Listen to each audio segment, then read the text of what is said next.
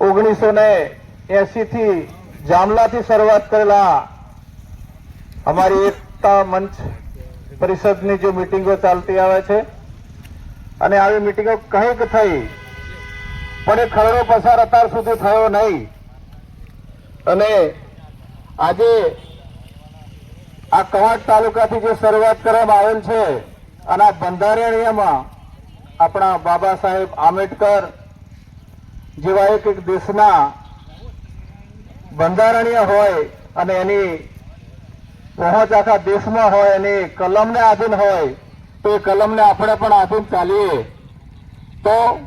સમાજ સુધારણા એટલે શું અને સમાજને શું કરવું શું નહીં કરવું કુરિવાજોમાં જે ચાલતા રિવાજો હોય રિવાજમાં લાવવા માટે આપણા એ શિક્ષકો કવાંટથી આપણને આજે અલગ અલગ ગામડેથી પંચ પટેલો અને હોદ્દેદારોને એકતા કર્યા હોય બદલ એમનો ખૂબ ખૂબ આભાર અને આ કુરિવાજમાંથી જો રિવાજમાં લાવવા માટે આપણે આ ખરેખર કરવા જરૂરી છે તો આ વક્તાઓને માન આપતા આ બંધારણને જે બધા વાંચી લેશે અને આ અલગ અલગ ગામડેથી આવ્યા છે એ બધા જ વક્તાઓને આ ચોપડીઓ અર્પણ કરવામાં આવશે જે બંધારણમાં જે કવાંટ જે તાલુકો આવ્યો છે અમારો તાલુકો છોટાઉદેપુર છે અમારો તાલુકો હજુ આમાં સામેલ થયેલ નથી તો આપણે પણ લગ્ન પ્રસંગોની જે તૈયારીઓ થઈ રહી છે તો એને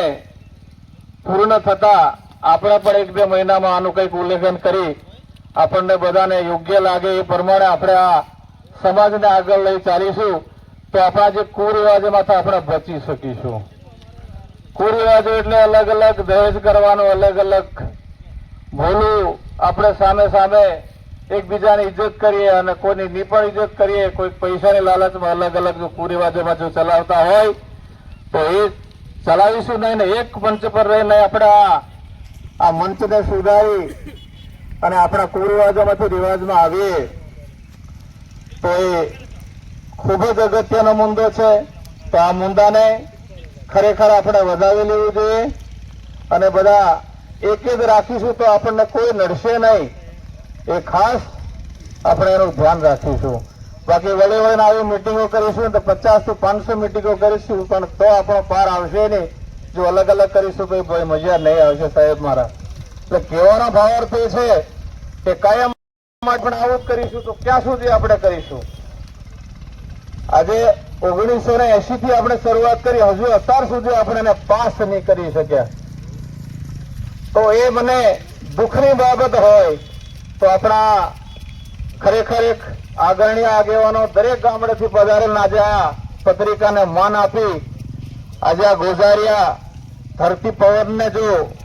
ઉજાગર કરવામાં આવ્યા હોય